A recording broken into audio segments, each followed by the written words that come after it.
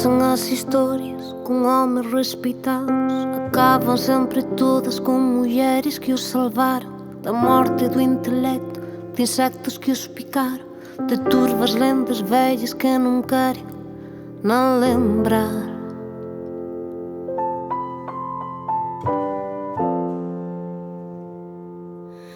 Nós a pouco e pouco vamos nos situando, construindo barricadas no país dos alalás. Nós em corpo e alma, nós comprando calma, nós coisa por coisa sem podermos desviar.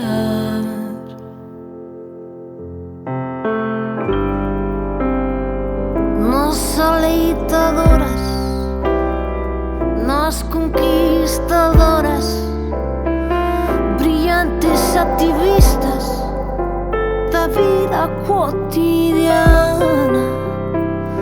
Nós que resistimos a sacolos de força, nossas matriarcas do país de um tal Briogão.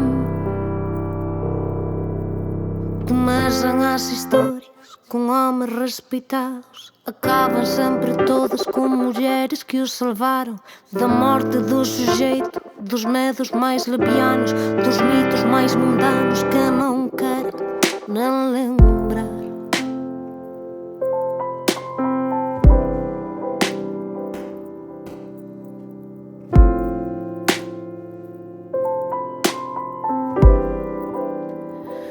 Nós aleitadoras, nós conquistadoras, brilhantes ativistas da vida cotidiana.